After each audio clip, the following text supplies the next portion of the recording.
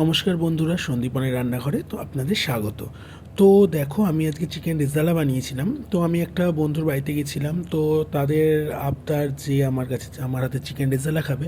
তো আমি সেই মতন বানাতে বাধ্য, তো আমি বানিয়ে ফেলেছিলাম। তো আমি দেখো কী কী উপকরণ লাগবে সেগুলো সব তৈরি করে নিয়েছিলাম। এবং সেগুলো আমার কাছে মনে হয় যেন উপকরণ সব তৈরি করা থাকলে তো রান্নাটা করতে খুব ইজি হয়ে যায়, খুব তাড়াতাড়ি হয়ে যায়।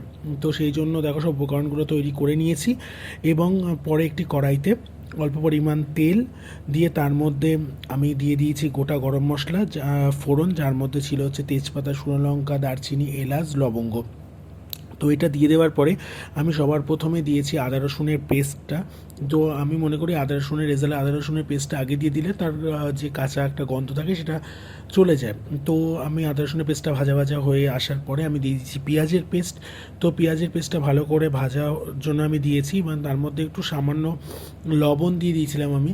তো দেখো পেঁয়াজের পেস্টটা সুন্দরভাবে ভাজা ভাজা হয়ে গেছে এবং আমি চিকেনের পিসগুলো ভালো করে ধুয়ে নিয়েছিলাম। তো চিকেনের পিসগুলো জল ঝরিয়ে সুন্দরভাবে আমি চিকেনের পিসগুলো ওটার মধ্যে দিয়ে ভালো করে নাড়াচাড়া করে দেবো। তো আমি এখানে আর কিছু দেবো না, জাস্ট একটু সামান্য লবণ দেবো, দিয়ে আমি চিকেনটাকে ভালো করে নাড়াচাড়া করে কিছুক্ষণের জন্য ঢাকা চাপা দিয়ে রেখে দিয়েছিলাম। তো চিকেন থেকে যেন সবাই সুন্দর পরিমাণ জল ছাড়বে, তো জল ছাড়বে এবং চিকেনটাও সুন্দরভাবে সেদ্ধ হয়ে যাবে। আমি এক্সট্রা কোনো জল ইউজ করবো না সেটার মধ্যে। তো দেখো আমি চিকেনটাকে কিছুক্ষণের জন্য আমি ঢেকে দিয়েছিলাম। এটা মিডিয়াম লোয়ে রাখতে হবে এবং সুন্দরভাবে চিকেন থেকে জল ছেড়ে দিয়েছে এবং চিকেনটা প্রায় 50% বয়েল হয়ে গেছে। এরপরে আমি দিয়ে দিয়েছিলাম তার মধ্যে টমেটো পেস্ট এবং একটুখানি কাশ্মীরি লঙ্কার গুঁড়ো।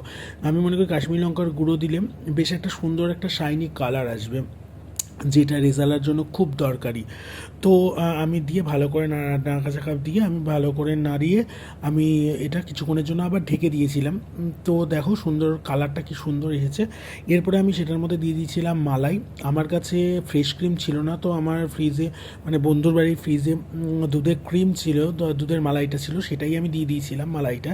তো সেটা ফ্রেশ মালাই ছিল, খুব সুন্দর একটা স্মেল আসছিল সুন্দর। তার মধ্যে দিয়েছিলাম একটু বাটার। তো বাটারটা মেল্ট হওয়া পর্যন্ত আমি, দেখো এখন চিকেনটা প্রায় 80% কুক। তো এরপরে আমি দিয়ে দিয়েছিলাম কাজুর পেস্টটা দিয়ে দিয়েছিলাম। তো কাজুর পেস্টটা দিয়ে ভালো করে নাড়াচাড়া করে আমি কিছুক্ষণের জন্য রেখে দিয়েছিলাম।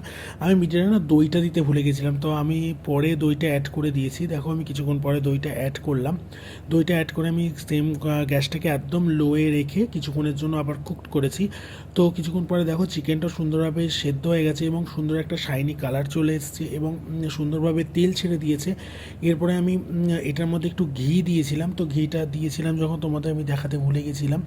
তো দেখো কী সুন্দর একটা কালার চলে এসছে এবং মানে দেখতে অসাধারণ হয়েছিল, খেতেও তো অসাধারণ হয়েছিল।